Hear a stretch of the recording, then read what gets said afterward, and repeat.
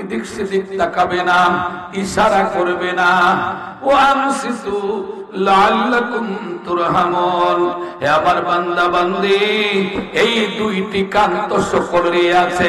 এটা বাহ্যিক কান, এটার সাথে আমার আল্লাহ অন্তরের আরেকটি কান দিয়েছেন। অন্তরের কান লাগাইয়া শুনবা, যদি শুনতে পারো লাআল্লাকুম তুরহামুন, সফলতা হবে, কল্যাণ হবে, সওয়াব হবে। জুড়ে বলেন সুবহানাল্লাহ। আপনারা শুনতে রাজি আছেন? শুনতে রাজি আছেন? আমি আলোচনা শুরু করব। অনুরোধ করব যারা বাহিরে আছেন আল্লাহর ওয়াস্তে প্রত্যেকে মাহফিলে চলে আসুন। সম্মানিত সুধী, আমি শুরুতে কালামে পাকের সূরা বনী ইসরাঈলের 22 নম্বর আয়াতের কিছু অংশ তিলাওয়াত করেছি। বিষয় হচ্ছে পিতামাতার প্রতি সন্তানের দায়িত্ব কর্তব্য। পিতামাতার প্রতি সন্তানের দায়িত্ব কর্তব্য আলোচনা করতে হলে তার পূর্বে সন্তানের প্রতি পিতামাতার দায়িত্ব কর্তব্য আলোচনা করা আবশ্যক। কারণ আপনি যদি এই আটগড় বা দিগলবাগের মাঠে 10 কের জমি থাকে, এই জমিতে চাষাবাদ করলেন না, আগাছা মুক্ত করলেন না, বৈশাখ মাসে ধান পাইবেন নি। বাবারা কথা বোঝা যায়নি? ভাষা বোঝা যায়? একটু এস নট বলবেন। আমি তো টিচার মানুষ, যদি আপনারা এস নট বলেন আমি বুঝবো আমার ভাষা, আপনারা বুঝতে পারছেন। জমির মালিক আপনি আছেন, কিন্তু চাষাবাদ করলেন না, আগাছা মুক্ত করলেন না, বীজ বপন করলেন না, বৈশাখ মাসও আমার মতো ফাগরিওয়ালা উজুর নিয়ে গেলে দান পাওয়া যায় বলি। জমির তো মালিক আছেন, এই জন্য পাবেন না। চাষাবাদ করলেন না, বীজ বপন করেন নাই। সম্মানিত সুধী, আপনার ছেলে 12 জন আছেন, 8 জন আছেন, এইগুলা গোনার পূর্বে আগে চিন্তা করেন তাদের মধ্যে কয়টা সন্তানকে মানুষের মতো মানুষ করেছেন, ঠিক কিনা? কি বলেন ঠিক কিনা? সম্মানিত সুধী, বিস্তারিত আলোচনা করার অবকাশ নেই। অতি সংক্ষেপে কম্পোজ করে কয়েকটি কথা আপনাদের সামনে বলবো। এই বিষয়ে যদি কোন যুবক সন্তানের হক আদায় করার চিন্তা করে, তাকে টার্গেট করতে হবে দাম্পত্য জীবনে। কারণ দাম্পত্য জীবনের মধ্য দিয়ে আল্লাহ চাহেতু ছেলে সন্তান মেয়ে সন্তান দান করেন, ঠিক না? মুসলিম জাহানের দ্বিতীয় খলিফা ফারুক আজম হযরত ওমর রাদিয়াল্লাহু তাআলা আনহু, তিনি অর্ধ পৃথিবীর শাসক ছিলেন, 33 লক্ষ বর্গ মাইলের শাসক ছিলেন। জুড়ে বলেন আল্লাহু আকবার। সম্মানিত সুধী, যার শাহাদাতের আঙ্গুলের ইশারায় অর্ধ পৃথিবী থরথর করে কাঁপত। আল্লাহু আকবার। ওনার একটা আদত ছিল, একটা নিয়ম ছিল, প্রত্যেক দিন বিকাল বেলা, রাতের বেলা প্রজারা যখন ঘুমের ঘরে চলে যায়, সদ্য বেশ ধারণ করে, অর্থাৎ সাধারণ মানুষের বেশে দাঁড়ে দাঁড়ে ঘুরতেন, প্রজাদেরকে পর্যবেক্ষণ করতেন, কারো কোনো সমস্যা আছে কিনা। সুবহানাল্লাহ বলেন না? আজকে আফসোস লাগে না, এখানে হয়তো আমি চিনি না অনেক কলেজ বিশ্ববিদ্যালয়ে পড়ুয়া ছেলেরাও থাকতে পারে। কি বলেন, পারে কিনা? ইসলামের ইতিহাস একটু শুনেন। হযরত ওমর রাদিয়াল্লাহু তাআলা আনহুর একটা কল এইভাবে রয়েছে, তিনি বলতেন, আমার 33 লক্ষ বর্গ মাইলের ভিতরে যদি একটা কুকুর না খেয়ে মারা যায়, কিয়ামতের ময়দানে আল্লাহর কোর্টে আমি ওমরকে অবশ্যই বিচার দিতে হবে। কি বলেন ঠিক না? আজকেও আমরা শাসক দেখি যে শাসকরা মানুষকে একটা পাখির মর্যাদাও দেয় না। আমরা চিৎকার মারে বলি নাউযুবিল্লাহ। সম্মানিত সুধী, হযরত ওমর রাদিয়াল্লাহু তাআলা আনহু এক রাত কি করলেন, ছদ্মবেশে প্রজাদেরকে পর্যবেক্ষণ করার জন্য চলতে লাগলেন। চলতে চলতে একটি দরজার সামনে দাঁড়াইলেন। শুনতে পেলেন ঘরের ভিতরে মা এবং মেয়ের মধ্যে কথোপকথন চলছে, কথাবার্তা চলছে। মা বলছেন, হে আমার মেয়ে, তোমার তো বাবা নেই, আমাদের একটি মাত্র গাভী, ওই গাভীর দুধ দোহন করেন, দুধ বিক্রি করে আমাদের চাল ডাল তরকারি খরিদ করতে হয়। যেই পরিমাণ দুধ ওই গাভী দিয়েছে, এই দুধ বিক্রি করে আমাদের চাল ডালের মূল্য হবে না, তাই দুধের মধ্যে পানি মিশাও। নাউজুবিল্লাহ আপনারা বলতেন না? আমি দেখতেছি আপনারা বলেন কিনা, কারণ সকল কাজে আধুনিকতা এসেছে। ওয়াজের মধ্যে আমরা এখনো আধুনিকতা আনতে পারি নাই, এখনো বলতে হয় সুবহানাল্লাহ বলেন, আলহামদুলিল্লাহ বলেন, সামনে আসেন, সুন্দর করেন, কে বলেন ঠিক না? কষ্ট নেবেন না আপনারা, যেহেতু আমি প্রায় এই বছর 30 বছর আমার ওয়াজের বয়স। আলহামদুলিল্লাহ বলেন। গভীর মনোযোগ প্রিয় সুধী, মা বলতেছেন, হে আমার মেয়ে, যেই পরিমাণ দুধ গাভী দিয়েছেন, এই দুধ বিক্রি করে আমাদের চাল ডালের মূল্য হবে না, তাই দুধের মধ্যে পানি মিশাও। মেয়ে ছিল প্রাপ্তবয়স্ক, সাবালাকা। সে বলল, হে আমার মা, আমাকে এমন একটি নির্দেশ দিয়েছেন, আমাদের খলিফা এমন গরম মেজাজের মানুষ, তিনি যদি শুনতে পায় আপনাকেও শেষ করবে, আমাকেও শেষ করবে। মা বলতেছে, ও আমার মেয়ে, আমি ধারণা করেছিলাম তোমার মধ্যে কিছুটা জ্ঞান আছে, এখন বুঝলাম তোমার কোনো জ্ঞান নাই। তোমার খলিফা কোথায় পাবে? খলিফা তো ঘুমের ঘরে, আসলে খলিফা কোথায়? মারহাবা। এটা আপনারা ওয়াজ বুঝেন, মারহাবা বলেন, জোরে বলেন মারহাবা। আমি বুঝতে পারছি আপনারা বুঝেন, আলহামদুলিল্লাহ। ভাই মুসলমান, গভীর মনোযোগ।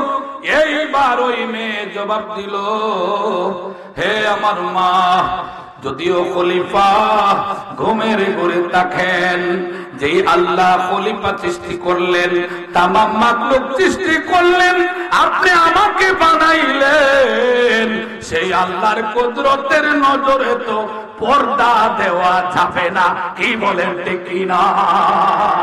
খলিফা যদি নাও দেখেন, আমার আল্লাহর কুদরতের নজরে তো পর্দা দেওয়া যাবে না, কি বলেন ঠিক না?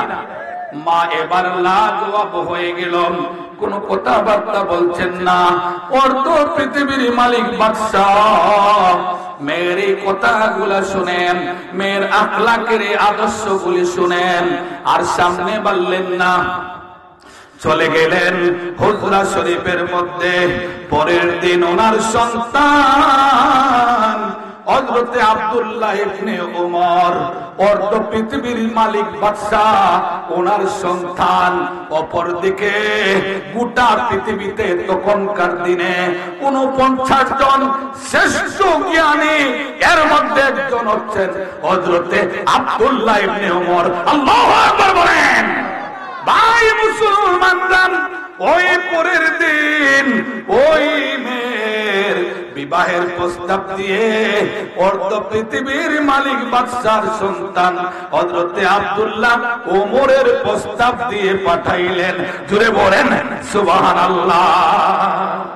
আমি আপনাদের জিজ্ঞাসা করতে চাই, বাবারা, ভাইয়েরা, হযরতে ওমর রাদিয়াল্লাহু তাআলা আনহু ওই মেয়ের প্রস্তাব দিয়ে, বিবাহের প্রস্তাব দিয়ে পাঠাইয়াছিলেন। মেয়ের বাবার 100টা বিল্ডিং ছিল।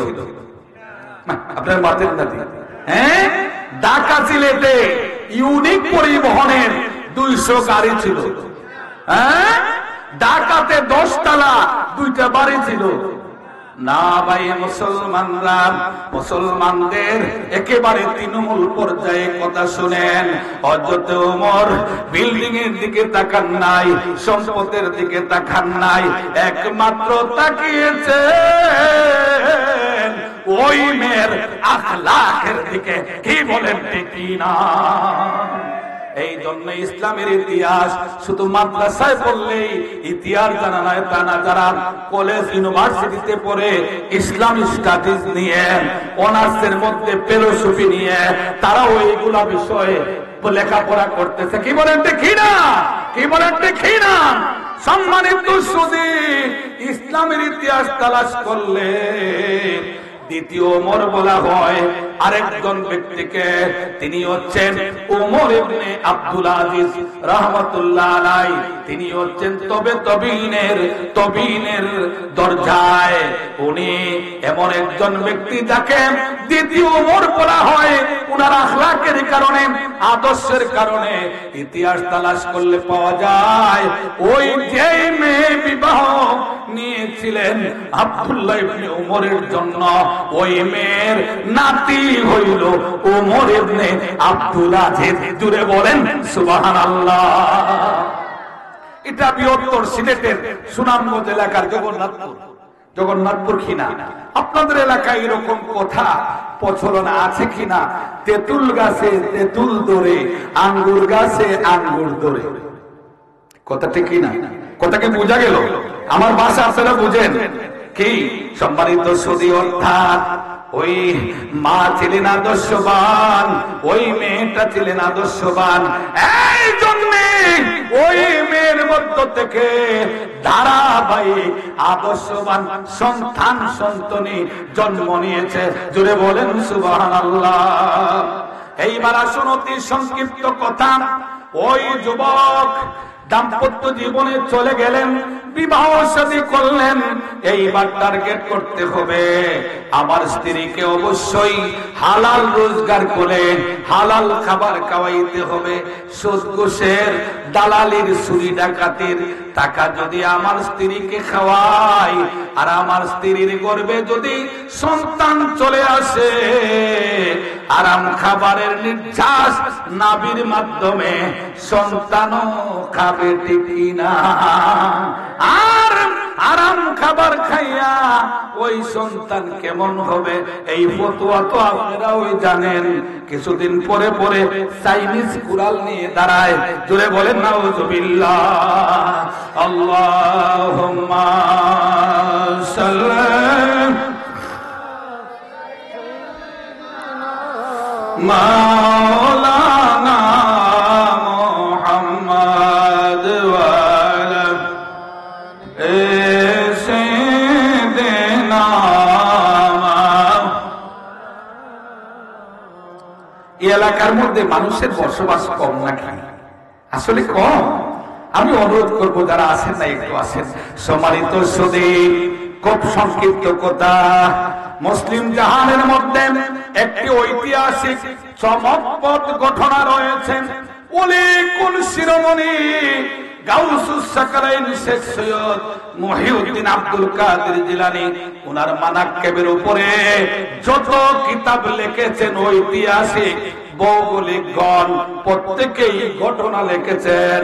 সেটি হলো সর্বপ্রথম যখন তিনি মাদ্রাসায়, ফুরকানিয়া মাদ্রাসায় মক্তবে চলে গেলেন, ওনার শিক্ষক ওনাকে তাউস তাসমিয়া শরীফ আউযু বিল্লাহ বিসমিল্লাহর সবক দিলেন। অতঃপর হযরতে আব্দুল কাদের জিলানী রাহমাতুল্লাহ আলাইহি আউযু বিল্লাহ বিসমিল্লাহ পাঠ করে আল্লাহর কোরআনের তেলাওয়াত শুরু করে দিলেন। আল্লাহু আকবার বলেন। হুজুর লক্ষ্য করলেন ওই সন্তানের তেলাওয়াত হাফিজ সাহেবদের ধরনের তেলাওয়াত। সুবহানাল্লাহ। কিছুক্ষণ পরে জিজ্ঞাসা করলেন, হে বাবা, তুমি তো এই মাত্র প্রথম মক্তবে এসেছো, কিন্তু তেলাওয়াত শুনে মনে হয় তুমি হাফিজুল কোরআন। সুবহানাল্লাহ। এইরকম ভাবে কতটুকু তেলাওয়াত করতে পারেন? বড় পীর আব্দুল কাদের জিলানী জবাব দিলেন, হুজুর আমার মা হযরত উম্মুল খায়ের ফাতেমা, সাইয়্যিদা উম্মুল খায়ের ফাতেমা 18 পারা কোরআনের হাফেজ ছিলেন। আমাকে গর্ভে ধারণ করিয়া 18 পারা কোরআন হামেশা তেলাওয়াত করতেন। আর আমি মায়ের গর্ভে তাকিয়া মায়ের তেলাওয়াত শুনতে শুনতে 18 পারা কোরআন আমার মুখস্থ হয়ে গেছে। জুড়ে বলেন না সুবহানাল্লাহ। নারে তাকবীর, নারে রিসালাত, নারে বেলায়াত। পবিত্র উরুস মাহফিল। সম্মানিত সুধী, তাহলে প্রমাণ হলো মা সন্তান গর্ভে ধারণ করিয়া যদি পর্দা পোশিদা মতো চলেন, আল্লাহর কোরআন তেলাওয়াত করেন, ভালো আমল করেন, জবান দিয়া সুন্দর কথা বলেন, ডাইরেক্ট ওই মায়ের আমল সন্তানের উপর প্রভাব পড়ে যায়, ঠিক না? এবার আসুন, আমার আল্লাহ যেহেতু সন্তান দিয়েছেন, সন্তান ভূমিষ্ঠ হয়েছে, এবার মা বাবার যে দায়িত্ব রয়েছে আমি অতি সংক্ষেপে উপস্থাপন করছি। فعن أبي رفع رضي الله تعالى عنه أنه قال قال رأيت رسول الله صلى الله عليه وسلم أذن في الأذن الحسن بن علي حين ولدته فاطمة بالصلاة। হযরত আবু রাফি রাদিয়াল্লাহু তাআলা আনহু তিনি বলেন, আমি কপালের চোখ দিয়ে দেখেছি, কান দিয়ে শুনেছি, হযরত ইমাম হাসান রাদিয়াল্লাহু তাআলা আনহু যখন মা ফাতেমা রাদিয়াল্লাহু তাআলা আনহুর গর্ভ থেকে ভূমিষ্ঠ হলেন, আল্লাহ পাকের হাবিব ভূমিষ্ঠ হওয়ার কিছুক্ষণ পরে ডাইন কানে আযান দিলেন, বাম কানে ইকামত দিলেন। সুবহানাল্লাহ। আমি অভিগঞ্জের মানুষ, আপনাদের এলাকার বাস্তব খবর তো আমি অবশ্যই জানি না। এই এলাকার মধ্যে সামাজিক প্রথা নিয়ম কেমন আছে। কোন কোন এলাকায় এই রকম পাওয়া যায়, যদি ছেলে হয় তাহলে আযান দেওয়া না থাকলে একজন আযান দেওয়া মানুষ কর্জা করে আনা হয়, বাহিরে একটা জুড়ে আযান দেওয়া হয়। কথা ঠিক কি না? আপনাদের এলাকায় আমি জানি না, কিন্তু কোরআন সুন্নাহ প্রমাণ করে শুধু ছেলে হলে আযান দিবেন সেটা নয়, মা বাবার ভূমিষ্ঠ হওয়ার পরে প্রথম নম্বর দায়িত্ব ডাইন কানে আযান দেওয়া, বাম কানে ইকামত দেওয়া। ছেলে হোক মেয়ে হোক, এই আযানটা দূরে হবে না, অতি আস্তে হবে। এই জন্য আযান দিবেন। ওই সন্তান ছিল আলমের হেমে, মায়ের গর্ভে থাকাকালীন তার মধ্যে যদি শয়তান প্রভাব সৃষ্টি করে থাকেন, দুনিয়ার মধ্যে আসার সাথে সাথে আল্লাহ সর্বশ্রেষ্ঠ, আমি সাক্ষ্য দিতেছি আল্লাহ ছাড়া কোনো মাবুদ নাই, সাক্ষ্য দিতেছি হযরত মুহাম্মদুর রাসূলুল্লাহ সাল্লাল্লাহু আলাইহি ওয়াসাল্লাম আল্লাহর প্রিয় রাসূল। হাইয়া আলাস সালাহ, সালাত কায়েম করো, হাইয়া আলাল ফালাহ, কল্যাণের দিকে আসো। ওই ধ্বনি বলি তার কানে শুনাইয়া দেওয়া। জুড়ে বলেন সুবহানাল্লাহ। আপনারা প্রশ্ন করতে পারেন, হুজুর আযান ইকামত হলে তো জামাত হয়, জামাত কোথায় গেল? ভাই মুসলমান, একটু চিন্তা করে দেখুন, আপনি আমি যেই দিন দুনিয়া থেকে বিদায় নিয়ে চলে যাব, ওই দিন একটা জামাত হবে, যেই জামাতের আযানও নাই, ইকামতও নাই। সচেতন মা বাবা, যেই দিন আপনি আমি ভূমিষ্ঠ হয়েছিলাম, ওই দিন আমাদের আযান আর ইকামত দিয়েছিলেন, আর যাওয়ার সময় জামাত অনুষ্ঠিত হবে। সুবহানাল্লাহ,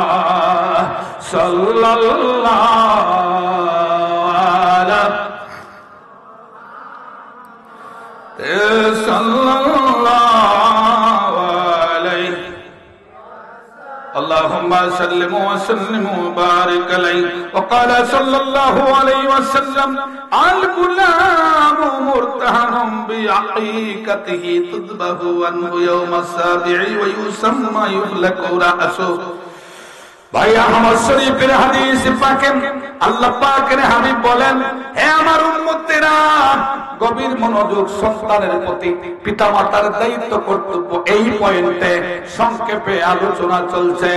তোমাদের ছেলে মেয়ের বয়স যখন 7 দিন হয়, কয়দিন একটু বলেন বাবা, কয়দিন? যখন সন্তানের বয়স 7 দিন হয়ে যায়, তোমরা সন্তানের আকিকা করে নিবা। আকিকার কাছে তোমাদের সন্তানরা বন্ধক রাখে, যেমনই ভাবে বন্ধকি জমি থেকে তোমরা কোনো ফায়দা পাও না, তেমনি ভাবে আকিকা না করলে ওই সন্তানের কাছ থেকেও কোনো ফায়দা পাওয়ার আশা করতে পারো না। যেমনই ভাবে মনে করেন আমার ওই মুরব্বী চাচার 1 একর জমি আছে, আমার কাছে বন্ধক দিয়েছেন, বৈশাখ মাসে আমার চাচার ধান পাবেন না, আমি পাবো। কথা বুঝতেছেন আপনারা? কেন? চাচা তো মালিক আছেন ঠিকই, কিন্তু এই জমির ফায়দা পাবেন না যেহেতু বন্ধক দিয়েছেন। সংক্ষিপ্ত কথা, আকিকার মধ্যে একটি দোয়া আছে, আল্লাহুম্মা হাযিহিল হাকীকাতু বলিয়া, হে আল্লাহ আমার সন্তানের পশমের বদলা পশম, আমার সন্তানের হাড়ের বদলা হাড়, গোশতের বদলা গোশত, জানের বদলা জান। বিসমিল্লাহ, আল্লাহু আকবার, জোরে বলেন আল্লাহু আকবার। অর্থাৎ সন্তানের পক্ষ থেকে আপনি ছেলে হইলে 2টি কাশি বকরি দিবেন, মেয়ে হলে 1টি দিবেন। সন্তানের যখন আকিকা আদায় করে নিবেন, ওই সন্তানকে বন্ধক থেকে যেন মুক্ত করে দিলেন। সুবহানাল্লাহ। ইসলাম সর্বকালের, সর্বযুগের সর্বশ্রেষ্ঠ আধুনিক মানবতার ধর্ম। ইসলামের প্রত্যেকটি বিষয় আপনি যদি গবেষণা করেন, দেখবেন এমন কোন বিষয় নাই যেই বিষয়ের মধ্যে মানুষের কল্যাণ নাই। প্রত্যেকটা বিষয়ে মানুষের কল্যাণ নিহিত। কি বলেন ঠিক কিনা? সম্মানিত সুধীর, আকিকার মূল উদ্দেশ্য হলো, আমার নবীজি বলেন, ওই দিন তোমার সন্তানের একটা নাম রাখবা। নামটি হবে আল্লাহ পাকের 99 নামের সাথে, আল্লাহ পাকের নবী রাসূলের নামের সাথে, আউলিয়া ইকরামের নামের সাথে, আল্লাহর কোরআনের অর্থপূর্ণ সুন্দর সুন্দর নাম হবে আয়াতের সাথে। এইভাবে তুমি নাম রাখবা। আর ওই নাম 7ম দিবসে যখন আকিকার অনুষ্ঠান করবা, হে আল্লাহর বান্দা বান্দি, তোমার সন্তানের নামটা অতি সহজে পরিচয় হয়ে যাবে। সুবহানাল্লাহ। আজকের সমাজে নাম রাখতে গেলে অনেক কষ্ট হয়। কি বলেন ঠিক না? আমি সেই দিকে যাব না, সময় কম। তবে নামের মর্যাদা আছে।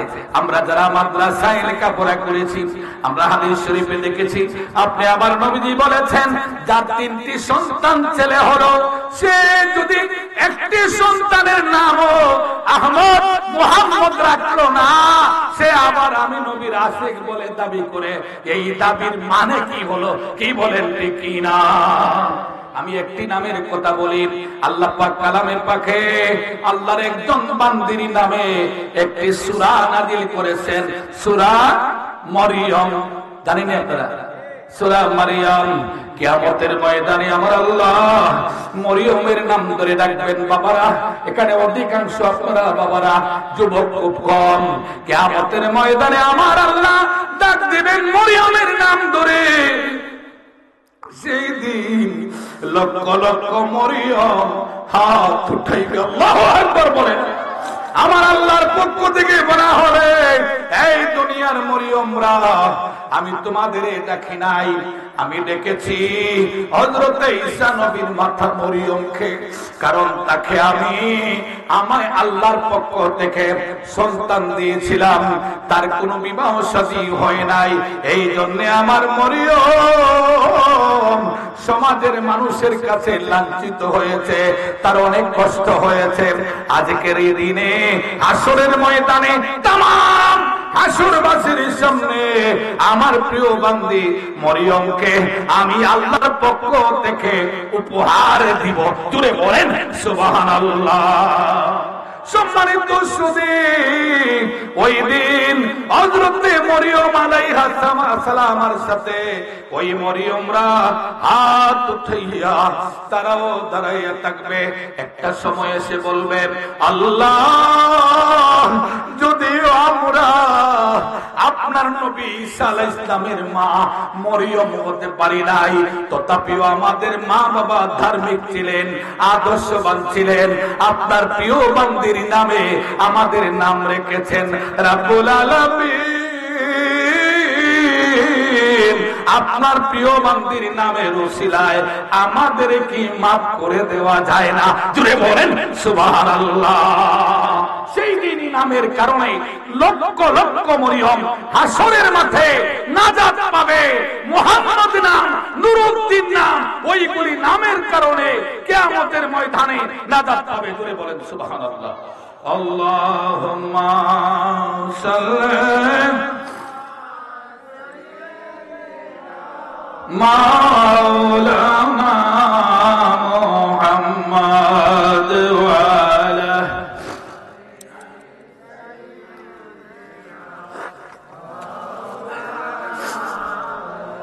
সম্মানিত সুধী, সপ্তম দিবসে নামের কথা বললাম, তারপরেও বিভিন্ন কিতাব রিসার্চ করে আমি দেখেছি সন্তানের প্রতি পিতামাতার দায়িত্ব কর্তব্য 80-র অধিক। সুবহানাল্লাহ বলেন। আমি যদি 1 ঘন্টা সময় আলোচনা করি হয়তো 4-5টা বলবো, এর বেশি তো বলার সুযোগ নেই। আমি শুধু ইশারা করলাম, এই আলোচনা দ্বারা আমি আপনাদেরকে বোঝাতে চেয়েছি যে বাবা, মাঠে 10 কের জমি আছে, 10টি ছেলে আছে, এই হিসাব বাদ দিয়ে একটা সন্তান যদি মানুষ করতে পারেন, এই সন্তানের কারণে শুধু মা বাবার যে সুনাম হবে সেটাই না, এই সন্তানের কারণে প্রথম নম্বর মা বাবার সুনাম, 2 নম্বর এলাকার এমনও সন্তান আছে জাতির জন্য উপকার বয়ে আনে। কি বলেন ঠিক না? কি বলেন ঠিক না? এমন সন্তান বানাইবার টার্গেট করেন, তাহলে দুনিয়াতেও শান্তি পাবেন, পরকালেও মুক্তি পাবেন। আল্লাহ পাক তৌফিক দান করুন, আমরা বলি আমিন। সম্মানিত সুধী, দ্বিতীয় পয়েন্টে আমি যে আয়াত তেলাওয়াত করেছিলাম, পিতা মাতার প্রতি সন্তানের দায়িত্ব কর্তব্য, এই প্রসঙ্গে আমার আল্লাহ ওয়াজ করেন, وَقَضَى رَبُّكَ أَلَّا تَعْبُدُوا إِلَّا إِيَّاهُ। আমার আল্লাহ পাকের কুদরতে সত্তর মানছেন, ওয়াকাদা রাব্বুকা, এবং আপনার রব, আপনার প্রতিপালক আপনার প্রতি নির্দেশ দিয়েছেন, আল্লাহ তা'বুদু, তোমরা একমাত্র ইবাদত করবে আমি আল্লাহর। সুবহানাল্লাহ বলেন। কার ইবাদত করব? কেন ইবাদত করবেন না? আল্লাহ হচ্ছেন পালন কর্তা, সৃষ্টিকর্তা, রিজিক দাতা। এই দুনিয়ার যা কিছু আছে তিনি হচ্ছেন রব্বুল আলামিন। তামাম আলমে যত সৃষ্টি আছে, তামাম সৃষ্টিকে কে লালন পালন করেন? আল্লাহর কথা জুড়ে বললে সমস্যা নেই, বলেন না কে? তিনি হচ্ছেন রব্বুল আলামিন। আমার আল্লাহ বলেন, তোমরা একমাত্র ইবাদত করবে আমি আল্লাহর। আমি আল্লাহ ছাড়া আর কারো সামনে মাথা নত করা যাবে না, আর কারো প্রতি কি করা যাবে না, মাথা নত করে কাকে সম্মান প্রদর্শন করা যাবে না। একমাত্র ইবাদত করবে আমি আল্লাহর। ওয়া বিল ওয়ালিদাইনি ইহসানা।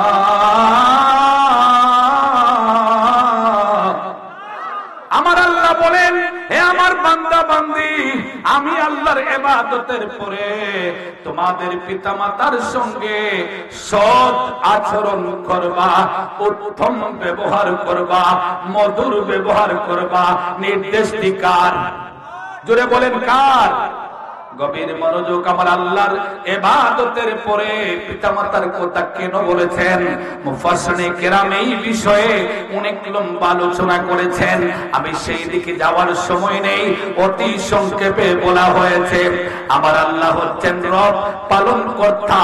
আপনি আমি যেই দিন এই দুনিয়ার মধ্যে এসেছিলাম, আল্লাহ বলতে আমরা কিছুই চিনি নাই, কি বলেন ঠিক না? ওই দিন লালন পালন কে করেছেন? মা বাবা লালন পালন করেছেন। মা বাবার লালন পালনের মধ্য দিয়ে, মহব্বতের মধ্য দিয়ে আমার আল্লাহ যে অসীম দয়াল, তার বহি প্রকাশ ঘটে গিয়েছে। আল্লাহু আকবার বলেন। এই জন্য আমার আল্লাহর ইবাদতের পরে পিতামাতার সঙ্গে সৎ আচরণের কথা আমার আল্লাহ নির্দেশ দিয়েছেন। সুবহানাল্লাহ। তারপর আমার আল্লাহ বলেন, ইম্মা ইয়াবলুগান্না ইনদাকাল কিবারা আহাদুহুমা আও কিলাহুমা ফালা তাকুল লাহুমা। আমার আল্লাহ বলেন, ইম্মা ইয়াবলুগান্না, হে আমার বান্দা বান্দি, তোমাদের পিতামাতার মধ্যে, আমরা বাংলাতে বলি বিদ্যা, আর আরবিতে বলে কিবারা। আমার আল্লাহ বলেন, হে যুবক যুবতী, তোমার মা বাবা বার্ধক্য অবস্থায়, বিদ্যা অবস্থায় একজন অথবা উভয়জন যদি তোমাদের মধ্যে বেঁচে থাকেন, এবার তোমার দায়িত্ব হলো, তোমার কি দায়িত্ব? আমার আল্লাহ বলেন, ফালা তাকুল লাহুমা উফফিন ওয়ালা তানহারহুমা। ও যুবক যুবতী, বৃদ্ধ অবস্থায়, বার্ধক্য অবস্থায় তোমার মা বাবার মধ্যে একজন অথবা উভয়জন যদি বেঁচে থাকেন, সাবধান সাবধান, ওই মা বাবার সামনে কর্কশ ভাষায় ঝাঁকুনি দিয়া, অর্থাৎ বেয়াদবিমূলক আচরণ করবা না। আমার আল্লাহ নির্দেশ দিয়েছেন, কি বলেন ঠিক কিনা? আমার আল্লাহ বলেন, ওয়ালা তানহারহুমা ওয়ালা তানহারহুমা, তোমরা ঝাঁকুনি দিয়া কর্কশ ভাষায় তোমার মা বাবার সঙ্গে এমন কথা বলবে না। অপ্রিয় শব্দটার অনুবাদ করেছেন অপশব্দ বলবে না। এই কথার মূল মাত্রা হলো, আমার আল্লাহ বোঝাতে চান, হে আমার বান্দা বান্দি, তুমি যদি রাস্তা দিয়ে চলতে যাইয়া তোমার পায়ের মধ্যে ব্যথা লেগে যায়, তুমি যদি প্রাপ্তবয়স্ক হও, বলো আহ, কি বলে ঠিক না? শিশু হলে বলে মা বাবা, না হলে বলে আল্লাহ। আমার আল্লাহ বোঝাতে চান, হে আমার বান্দা বান্দি, তোমার মা বাবার সামনে এমন কোন শব্দ, এমন কোন লজ্জ ব্যবহার করবে না, যেই শব্দ শুনিয়া তোমার মা বাবার মনে কষ্ট হয়। জুড়ে বলেন আল্লাহু আকবার। সম্মানিত সুদী, তারপর আমার আল্লাহ কি বলতেছেন, ওয়াকুল লাহুমা কাওলান কারীমা। ও যুবক যুবতী, বড় এমন শব্দ, এমন লজ্জ ব্যবহার করবে, কাওলান কারীমা, যেই শব্দ শুনিয়া তোমার মা বাবা মনে শান্তি পায়, তৃপ্তি পায়। আমার সন্তান গর্ভে ধারণ করা আমার জীবনের সফলতা হয়েছে, উত্তম ব্যবহার শুনিয়া মা বাবা খুশি হয়ে যান। সুবহানাল্লাহ। আল্লাহুম্মা সাল্লি আলা মাওলানা মুহাম্মাদ ওয়া আলা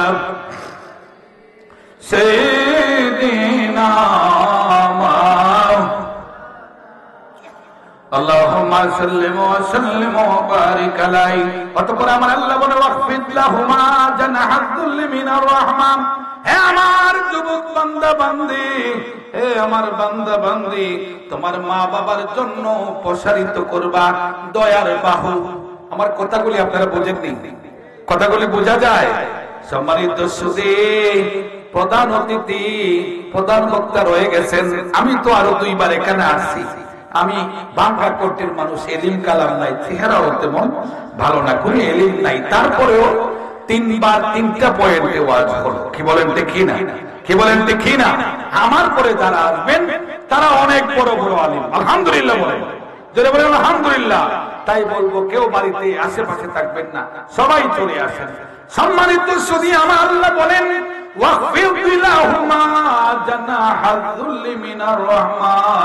হে বান্দা বান্দী, হে যুবক যুবতী, তোমার মা বাবার জন্য তুমি প্রসারিত করবা দয়ার বাহু। বাহু মানে হাত। এই হাত দ্বারা মানুষ কোরআন শরীফের পৃষ্ঠা উল্টাইয়া তিলাওয়াত করে, হাত দ্বারা লেখালেখি করে, হাত দ্বারা দান সদকা করে, হাত দ্বারা মা বাবার খেদমত করে, হাত দ্বারা শিশুদেরকে, বয়সী শিশুদেরকে স্নেহ মহব্বত করেন। এইভাবে হাত দ্বারা ভালো কাজ অনেক করে। আবার ওই হাত দ্বারা লাঠি দিয়ে আঘাত করে, চাকু মারে, ডেগার মারে, ছুরি মারে, ঠিক কিনা? আমার আল্লাহ বলেন, হে আমার বান্দা বান্দি, তোমার মা বাবার জন্য প্রসারিত করবা দয়ার বাহু। অর্থাৎ যেই হাত মা বাবার খেদমত করবে, যেই হাত মা বাবার জন্য ফলফুট নিয়ে আসবে, যেই হাত মা বাবার পছন্দনীয় মাছ তরকারি নিয়ে আসবে, যেই হাত মা বাবার খুশির জন্য, শান্তির জন্য সদা সর্বদা প্রসারিত হবে, ওই হাত দয়ার হাত তোমার মা বাবার জন্য প্রসারিত করবা। জোরে বলেন না সুবহানাল্লাহ। আল্লাহ পাক পরের শব্দে বলেন, ওয়াকুর রাব্বিরহামহুমা কামা রাব্বায়ানি সগীরা। হে আমার বান্দা বান্দী, তোমার মা বাবা ইন্তেকালের পরেও তোমার দায়িত্ব শেষ হয়ে যায় নাই। মা বাবা ইন্তেকালের পরে নামাজ পড়বা, নামাজ পড়াইবা, তিলাওয়াত করবা, তিলাওয়াত করাইবা, আর মা বাবার জন্যই দোয়া করবা। হে রব, হে প্রতিপালক, আমার মা বাবা শিশু অবস্থায় আমাকে যেইভাবে লালন পালন করেছেন, আমার জন্য কত ত্যাগ করেছেন, সকল অসুস্থ, সকল কষ্ট মা বাবা সহ্য ধৈর্য ধারণ করে কষ্টের জিন্দেগি পরিচালনা করে আমাকে শান্তির জীবন গঠন করেছেন। কি বলেন ঠিক না? আজকে আমার ওই মা বাবা কবরে, কবর দেশে আমার মা বাবার প্রতি ওইভাবে মহব্বতের দয়ার নজর রাখিও। সুবহানাল্লাহ। আল্লাহুম্মা সাল্লাম মাওলানা মুহাম্মদ ওয়া আলা সাইয়্যিদিনা আল্লাহুম্মা সাল্লিম ওয়া সাল্লিম ওয়া বারিক আলাইহি। আমি একটু দ্রুত বলছি, শুধু অনুবাদ। দ্বিতীয় নম্বর আরেকটি আয়াত, কালামে পাকের 28 পারা সূরা আহকাফ 17 নম্বর আয়াতে আমরা আল্লাহ ওয়াজ করেন, ওয়া ওয়াসাইনাল ইনসানা বিওয়ালিদাইহি ইহসানা।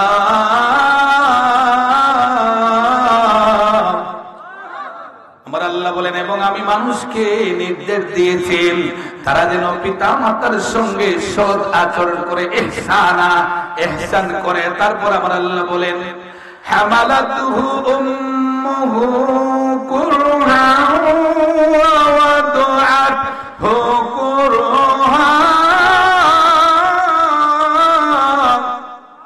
আমার আল্লাহ বলেন, হে আমার বান্দা বান্দী, কেন পিতা মাতার প্রতি সৎ আচরণ করবে না? হামালাতুহু উম্মুহু, তোমার মা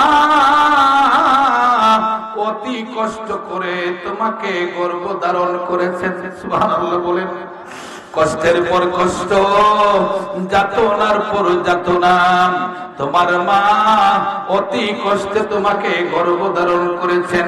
ব্যাখ্যায় উল্লেখ রয়েছে, হে আল্লাহর বান্দা বান্দি, হে যুবক যুবতী, এই আল্লাহর কোরআনের বাণী, এই ঘটনার বাস্তব একমাত্র ওই মা ওই বাবাই বুঝতে পারবে, যেই মা মা হয়েছেন আর যেই বাবা বাবা হয়ে অনুভব করতে পারছেন, ঠিক না? আমার আল্লাহ বোঝাতে চান, তুমি যখন প্রথম মাসে মায়ের গর্ভে আল্লাহর কুদরতের পক্ষ থেকে চলে গেলাম, তোমার মায়ের স্বাভাবিক শরীরের পরিবর্তন হলো। দ্বিতীয় মাসে তোমার মায়ের কষ্ট বৃদ্ধি পেল। তৃতীয় মাসে তোমার মা আর তৃপ্তি সহকারে খাবার খাইতে পারেন নাই, শান্তিতে ঘুমাইতে পারেন নাই। এইভাবে মাস দিন যত যায় তোমার মায়ের কষ্ট বাড়তেই লাগে, ঠিক কিনা? আমার আল্লাহ বলেন, ও যুবক যুবতী, তোমার মা তোমাকে অতি কষ্টে দীর্ঘ 6 থেকে 7, 8, 9, 10 মাস 10 দিন পর্যন্ত অতি কষ্ট করে তোমাকে গর্ভে ধারণ করেছেন। যেই কষ্ট, যেই ত্যাগ, যেই নজির স্থাপন করেছেন, এমন নজির এই গোটা পৃথিবীতে তালাশ করলে আর কোথাও পাওয়া যাবে না, ঠিক কিনা? কে বলে ঠিক কিনা? সম্মানিত শুধু, তারপর আমার আল্লাহ বলেন, ووضعته كرها وحمله وفصاله 30 شهرا।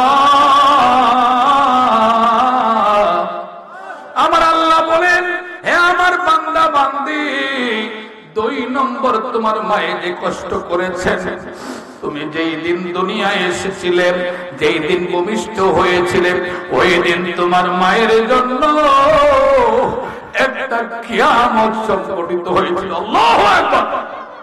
তোমার মা তোমার মতো সন্তান জন্ম দিতে যাইয়া কত মা শাহাদাতের পিয়ালা পান করেছেন, ঠিক কিনা?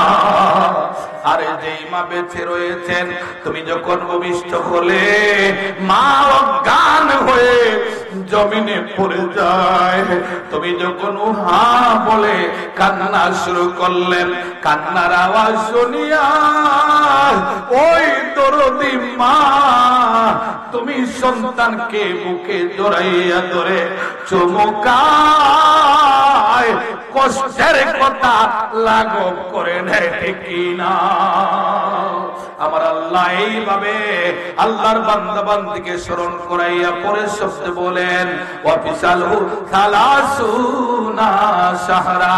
হে আমার বান্দা বান্দি, 3 নম্বর তোমার মা যেই কষ্ট করেছে, দীর্ঘ জন্ম থেকে তোমার গর্ভধারণ থেকে দীর্ঘ 30 মাস 2.5 বছর তোমাকে কি করেছে? লালন পালন করেছেন। লালন পালনের ধরন যদি ব্যাখ্যা দেওয়ার সুযোগ পেতাম, হয়তো আপনারা বুঝতেন। যারা মা বাবা হয়েছেন অবশ্যই সেটা অনুধাবন করেছেন। মার জীবনে কত কষ্ট, সন্তান বাম দিকে প্রস্রাব করেছেন, মা সন্তানকে ডান দিকে নিয়ে গেছেন, ডান দিকে প্রস্রাব করেছে, বুকের উপরে নিয়ে গেছেন, মা ভিজা বিছানায় ঘুমিয়ে সন্তানকে শুকনা বিছানায় রেখেছেন, ঠিক কিনা? আমার আল্লাহ আল্লাহর বান্দা বান্দিকে এই কথাগুলি স্মরণ করিয়ে দিচ্ছেন, সাবধান সাবধান, এমন মা বাবার প্রতি কখনো খারাপ আচরণ করিও না, এমন মা বাবার মনে কষ্ট দিও না, এমন কোন শব্দ, এমন কোন লজ্জ ওই মা বাবার সামনে ব্যবহার করিও না যেই শব্দ শুনে তোমার মা বাবার মনে কষ্ট হয়, ঠিক কিনা? আল্লাহুম্মা সাল্লি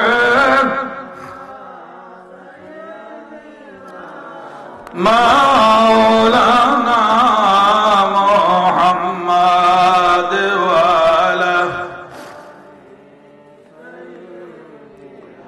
মাওলানা আল্লাহুম্মা সাল্লি ওয়া সাল্লিম ওয়া বারিক আলাইহি। প্রিয় সুদীপ, আমি শুধু 2টি আয়াতের সরল অনুবাদ করেছি, কোনো ব্যাখ্যা বিশ্লেষণে যাই নাই।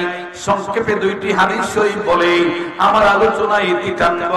ওয়ান আবি হুরায়রা রাদিয়াল্লাহু তাআলা আনহু قال قال جاء رجل الى النبي صلى الله عليه وسلم فقال يا رسول الله صلى الله عليه وسلم من احق بحسن صحابتي قال أمك قال ثم من قال أمك قال ثم من قال أمك قال ثم من قال أبوك।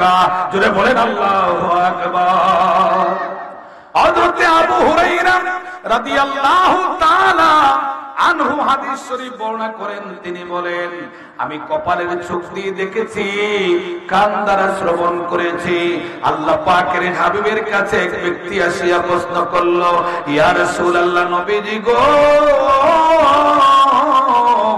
আমার কাছ থেকে সৌজন্যমূলক আচরণ, উত্তম ব্যবহার পাওয়ার হকদার এই দুনিয়ার মধ্যে সবচাইতে বেশি কে?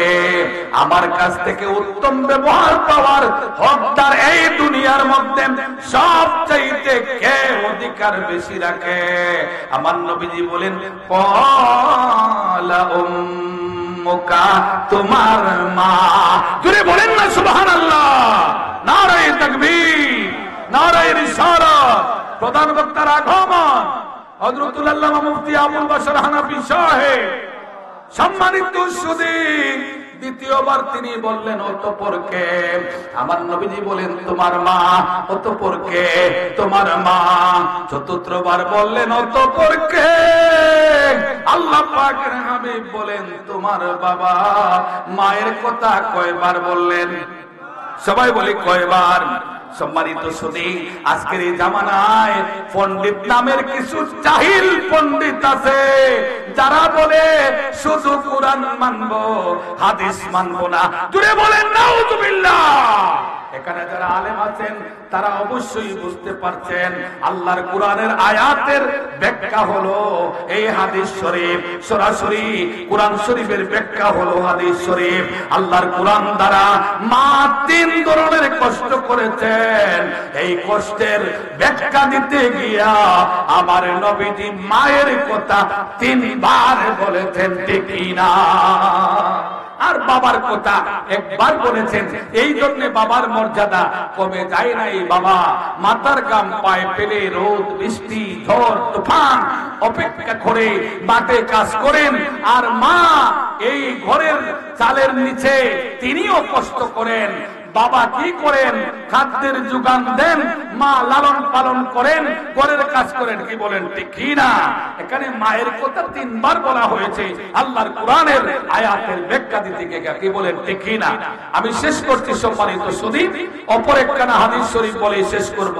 ওয়ান আবি উসাইদিন ইস-সাঈদি রাদিয়াল্লাহু তাআলা ক্বালা বাইনানা নাহনু ইনদা রাসূলুল্লাহি সাল্লাল্লাহু আলাইহি ওয়াসাল্লাম ইযা رجل من بني سلمة فقال يا رسول الله هل بقي من بر أبوي شيء أبرهما بعد موتها قال نعم الله أكبر হযরতে আবু হুরায়রা রাদিয়াল্লাহু তাআলা আনহু হাদিস শরীফ বর্ণনা করেন, তিনি বলেন, বনি সালিমা গোত্রের এক ব্যক্তি আসিয়া বলল, ইয়া রাসূলুল্লাহ, নবীজি গো, আমার পিতামাতা উভয়ই দুনিয়াতে নাই, মা বাবা আমার কেউ নাই।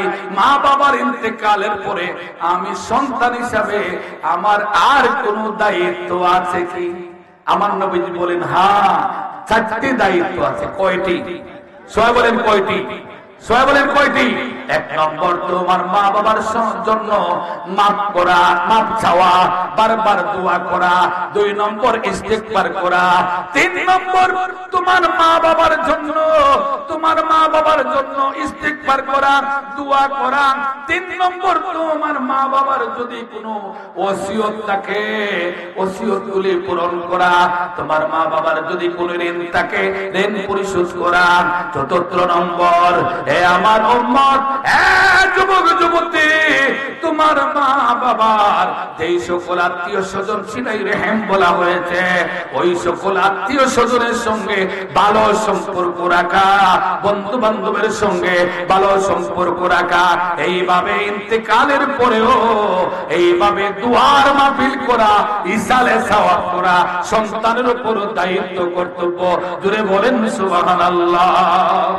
যাই হোক সম্মানিত সুধী, আমি আর কথা বাড়াবো না। আমি অতি সংক্ষেপে আপনাদের সামনে যে বিষয়টি উপস্থাপন করেছিলাম, অতি সংক্ষেপে সন্তানের প্রতি পিতামাতার যে দায়িত্ব কর্তব্য আছে, আমি বলেছি বিভিন্ন কিতাব দেখে 80টার উপরে আমি পেয়েছি কয়েকটা মাত্র উত্থাপন করেছি।